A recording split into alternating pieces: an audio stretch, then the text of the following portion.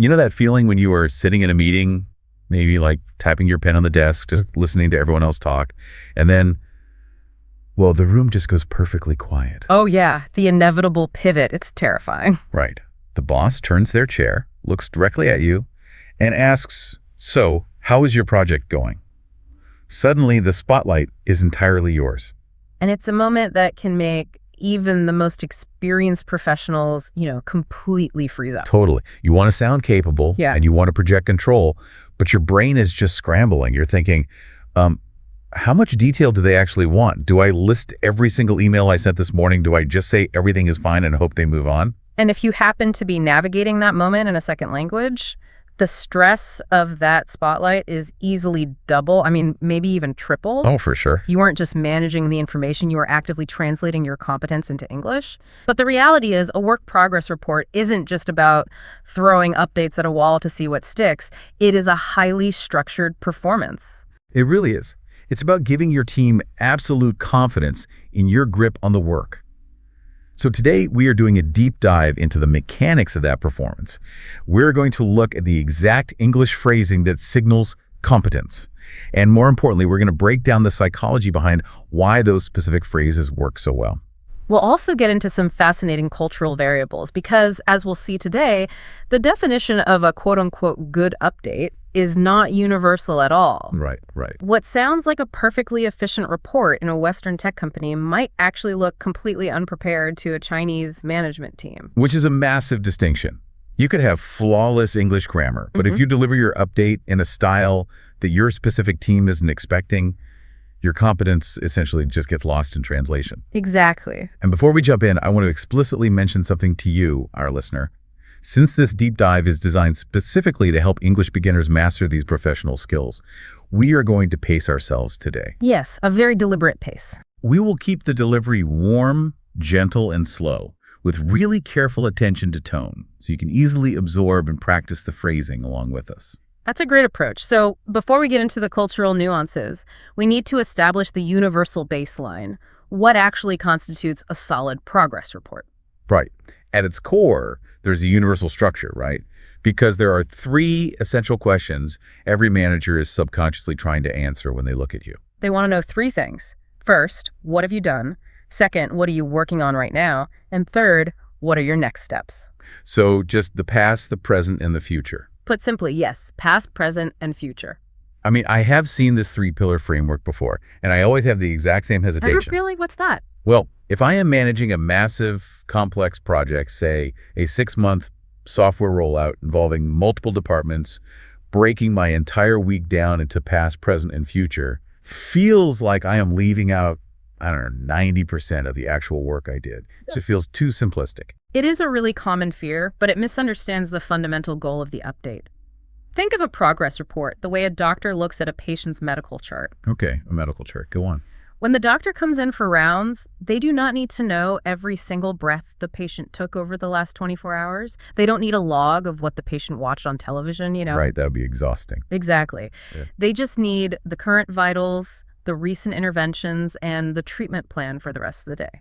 That makes perfect sense. If you hand the doctor a 500-page diary, you aren't helping them at all. You are just creating more work. Precisely. If you overwhelm your manager with raw data and minor details, they actually feel less confident in your grip on the project. It signals that you cannot filter information or that you can't see the big picture. I see. Answering those 3 questions, past, present, future, proves that you know how to distill the noise into actionable intelligence. So it's about providing peace of mind, not a diary of your workday. Let's look at the language that filters this information effectively, taking it nice and slow for those building their English vocabulary. Sounds good. Let's start with the past. Right, the what have you done phase. You want to signal that a task is firmly closed. You don't want any lingering ambiguity. You want definitive language here. A highly effective, very clear way to say this is, I've finished the report. I finished the report. Let's pause on that. Notice the structure there. It's the present perfect tense. You aren't just saying, I finished it as some event trapped in the past. Exactly. Saying I've finished connects the completed action to the present moment. It tells your boss, the result of this work is ready for you right now. It's subtle, but it carries so much more professional weight. Or you could add a modifier to really drive the point home like I've already done the research. Oh, that word already does a massive amount of heavy lifting in a professional context. It implies a high level of efficiency. It subtly tells your manager, I am operating ahead of your baseline expectations. Nice. Then we move to the present pillar, which is what you are doing right now. The trap I see people fall into here is sounding passive. How do you mean? Well, if I sit in a meeting and say, I am doing the budget, it sounds like a chore. It sounds like I'm just turning a crank. But if I shift the verb gently and say, I'm working on the budget, the entire tone changes. It absolutely does. Working on implies strategy. It suggests you are actively solving a problem and applying your expertise rather than just, completing a mechanical task. Right.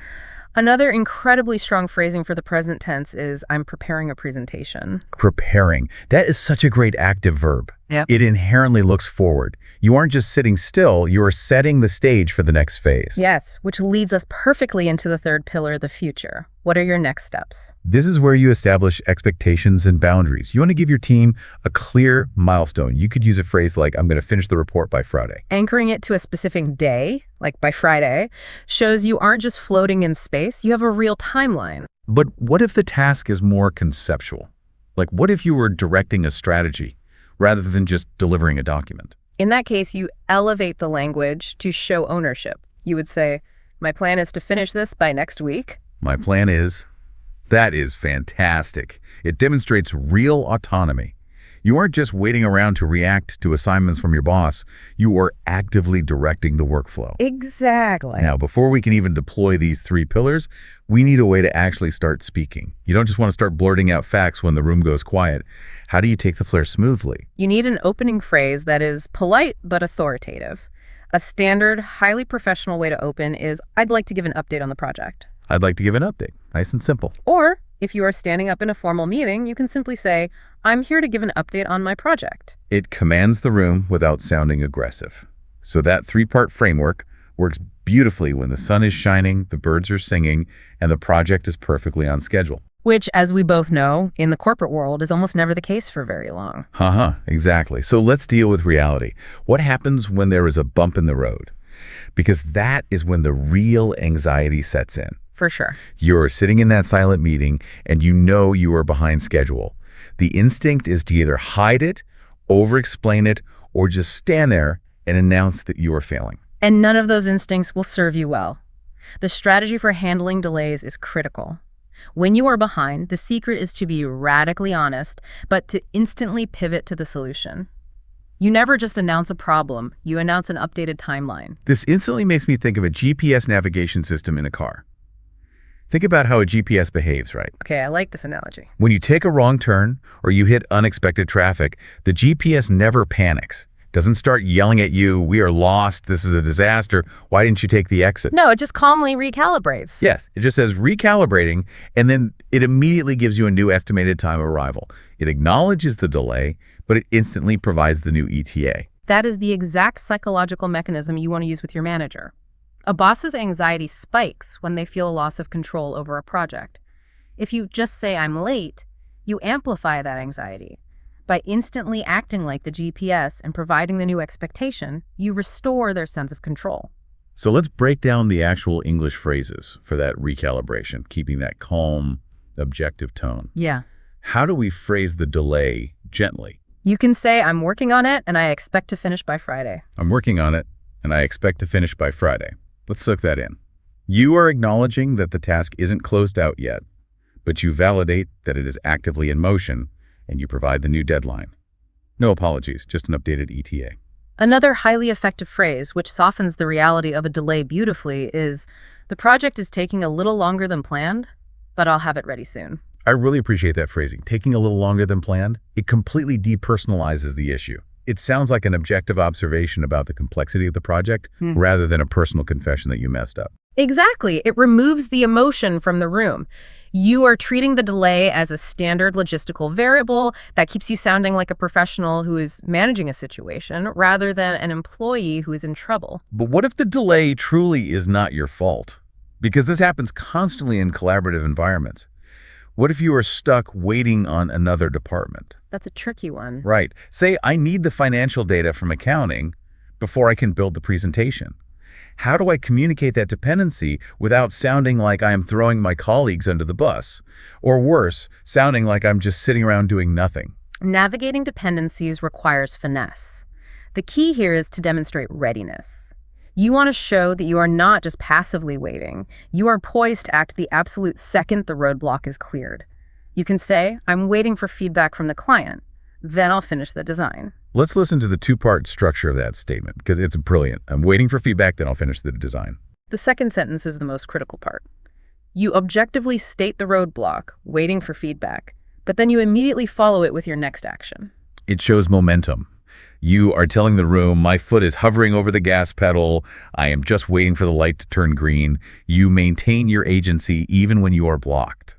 Okay, so we have the vocabulary, we have the past, present, future framework. We know how to handle delays like a calm GPS. We have the universal toolkit. We do. But here is where the story gets really compelling. Yeah. Because the GPS strategy of giving a quick ETA and the brief three-part summary we just practiced works perfectly if your boss values brevity. Yes, that's a big if. Right? If you try that brief verbal summary with a manager who equates detail with diligence, you are going to look completely unprepared, which reveals a massive variable we have to explore today, cultural expectations. This is where understanding your environment becomes just as important as the English vocabulary you use. The sources we're looking at highlight a stark contrast between Chinese and Western work cultures when it comes to reporting progress, and it is rooted deeply in the different ways these business cultures build trust. Let's unpack the Chinese business culture first. If I am stepping into a management meeting in Beijing or Shanghai, what does a quote-unquote good progress report look like? In Chinese corporate environments, the cultural preference leans heavily toward high detail and comprehensive documentation. If you are reporting your progress, you are generally expected to provide the raw numbers, the charts, and a large volume of supportive information. Wow. Okay. Furthermore, the medium is quite different. These reports are frequently done in writing. So you aren't just standing up and chatting about your day? No, not at all. It is very common to send a highly detailed email or even a structured multi-point message over a work platform like WeChat. And the frequency is intense. It's entirely standard for these to be daily requirements. They literally refer to them as the daily report. To a Western mindset, producing a data-heavy written report every single day might feel, dangerously close to micromanagement. What is the underlying logic driving that expectation? Why is that volume of detail so important? It comes down to how professional respect and trust are demonstrated. In many Asian corporate cultures, trust is built through visible diligence. By showing your spreadsheets, your data points, and the incremental steps you took that day, you are actively proving your work ethic. You are showing respect for the process and for the organizational hierarchy.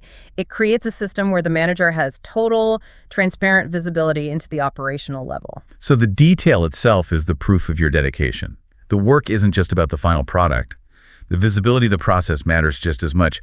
Let's contrast that with Western work cultures, say an American or European corporate environment. What is the expectation there? It is essentially the mirror opposite. Western teams generally favor extreme brevity. They typically do not want to see the raw data or the deep spreadsheets up front. They just want the executive summary. Trust, in a Western context, is built on assumed autonomy and bottom-line results. Which explains the format they use. You often see this in the form of a daily stand-up meeting, which is incredibly common in tech and software development. Yes, and the name is literal. People stand up during the meeting specifically so they don't get too comfortable. That's so funny. The physical discomfort is designed to keep the meeting short. You are expected to say 3 or 4 sentences, your past, present, and future, and then pass the turn to the next person. If you brought a comprehensive 5-page spreadsheet to an American daily stand-up and started reading off the granular data points, you would visibly frustrate the team. They would feel you were lacking self-awareness and wasting everyone's time. And conversely, if you sent a casual 2-sentence WeChat message to a Chinese manager that simply said, finish the research, working on the budget, they would likely wonder what you actually did all day. They would see it as a lack of effort. The culture shock of moving between these two environments would be profound. If you are a professional transitioning from a Chinese company to a European team, or if you're an American manager taking over a team in Asia, how do you bridge that communication gap? It requires deliberate, conscious adaptation. If you are integrating into a Western team, you have to restrain the urge to over-explain.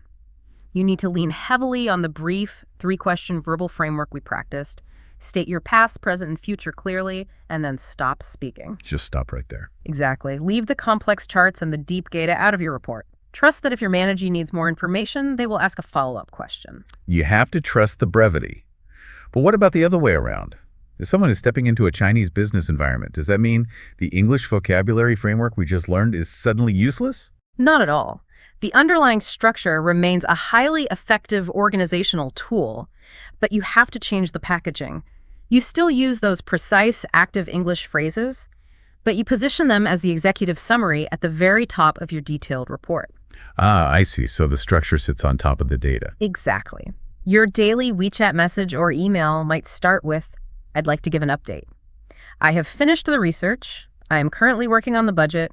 It's clean, it's professional, and it sets the stage." Right. But then, directly below that simple summary, you attach all the granular data, the charts, and the spreadsheets that the culture expects to see. So the vocabulary is universal? You are still answering the core questions of past, present, and future. You are just tailoring the delivery mechanism to suit what signals competence in that specific culture. Perfectly said. This puts a completely different spin on the idea of professional communication. It is never just about memorizing the right words. It is about deeply understanding the psychological needs of the person receiving the update. Whether they need the reassurance of comprehensive, visible data or the efficiency of a high-level verbal summary.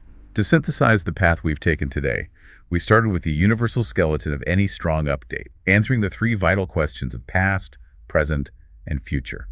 We looked at the power of active verbs that show forward momentum, like swapping out "I'm doing" for "I'm working on," or using "my plan" is to show ownership.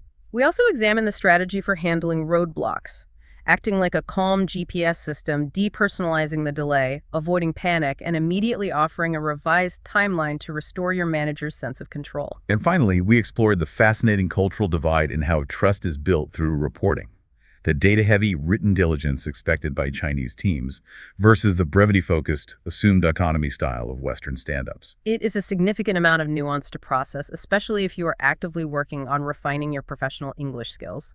Right, which is why we've tried to keep things gentle and clear today. The best way to absorb this isn't to try and memorize the whole framework at once. If you are heading into a meeting, or if you are drafting a status email today, the easiest way to test this out is to just swap out your usual phrasing for one of these active structures. Just one small change. Exactly. Instead of saying your standard update, try saying very calmly, "I am currently working on the report." And just notice how it feels. Pay attention to how the room or your manager reacts to that slight shift in confidence. It is a remarkably small shift in vocabulary, but it carries an immense amount of professional weight. Before we wrap up, there is one final thought I want to leave you with. We have spent time today drawing a fairly sharp, distinct line between Eastern and Western reporting styles. The highly detailed and written versus the brief and verbal. But the workplace is changing faster than ever. Right? As remote work continues to explode and global cross-border collaboration becomes the norm rather than the exception, those sharp lines are inevitably going to blur. Teams are spread across time zones, communicating through screens, and blending cultural expectations every single day. Which forces all of us to adapt continuously. It really makes you wonder, as we continue to integrate these diverse corporate environments, how long will it be before these 2 distinct reporting styles completely merge? Are we already moving toward a new, hybrid way of working that requires both the agility of a verbal stand-up and the transparent documentation of a data log? Oh, that's a great question. It is a fascinating evolution and definitely something to watch out for in your own organization's communication habits. The professionals who can seamlessly navigate both sides of that spectrum will be the ones who truly thrive. Without a doubt. Keep observing your team, keep refining your approach, and keep up the great work. Thank you for joining us on this deep dive. We will catch you next time.